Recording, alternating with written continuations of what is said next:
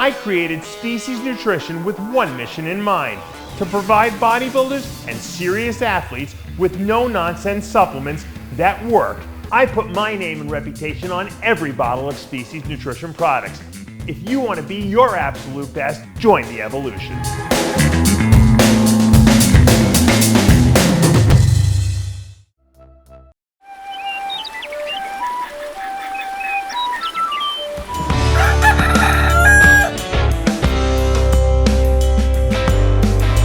Welcome back to Muscle in the Morning. I'm Dave Palumbo, and today is Monday, March 13th, 2023. And let's find out what's going on in the world of bodybuilding and fitness.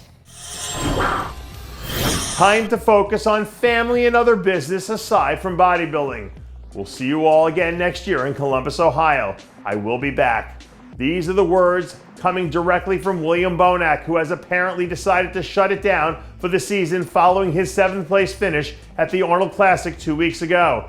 Heading into Columbus, there was definitely a contingent of people out there who saw William as a potential dark horse here, top 3 contender, which obviously didn't happen. And when you consider some of the struggles that he's had in his last 2 outings, deciding to shut things down to give himself a chance to recalibrate his approach starts to make a whole lot more sense when you step back and take the 10,000-foot view.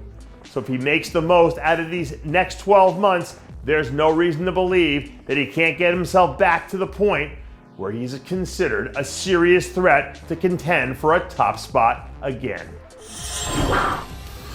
We might be 11 or 12 weeks away from the Texas Pro, but I have a feeling that we won't have to worry about Hunter Labrada being able to contend for a top 5 spot there, because with the way he looks now, it's tough to imagine him not being the front runner to bring home the win. The adjustments he's made to his program during the offseason seem to have paid off in spades so far, because you can make a solid argument for this being the best starting point in any prep of his career.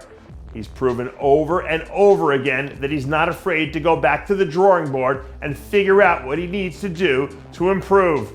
And when you give someone like Hunter any kind of extra motivation to push the envelope, 9 times out of 10, it's going to be bad news for everyone else in the lineup. And because we're already talking about the potential winner for this year's Texas Pro in Hunter Labrada, I figured that we might as well go ahead and transition into this story about last year's winner, Andrew Jack, who happens to be riding high at the moment after that big-time performance he put on at the Arnold Classic. Now, even though he may not have walked away with a win like some people were predicting, he still came out of the weekend as a winner, because I don't see any way that his stock doesn't continue to rise after what we saw there. He belongs in the same breath as Hunter Labrada and Nick Walker in the sense that he hit the ground running from day one, and he's never looked back.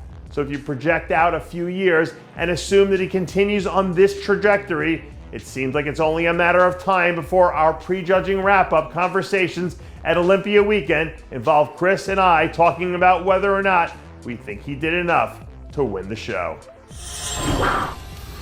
One day last week, we touched on the new age minimums for the Masters Olympia after officials announced they were dropping the age requirement down from 45 to 40. And shortly thereafter, we saw mention in our comments that this would actually open up the door for Heath to compete, because the 7-time Olympia champ is only 43, which fits him squarely in under the new age minimum.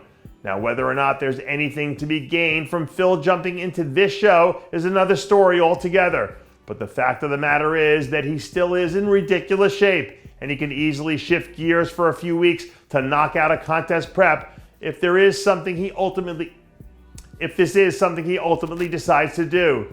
So we want to hear your thoughts on this. Let us know what you think in the comments section below. Do you think Phil competes in the Masters Olympia this year, or does he decide to sit it out? And that does it for yet another edition of Muscle in the Morning. I'm Dave Palumbo, reminding you to always be true to your passions, and make sure to follow us on Facebook, Twitter, and Instagram.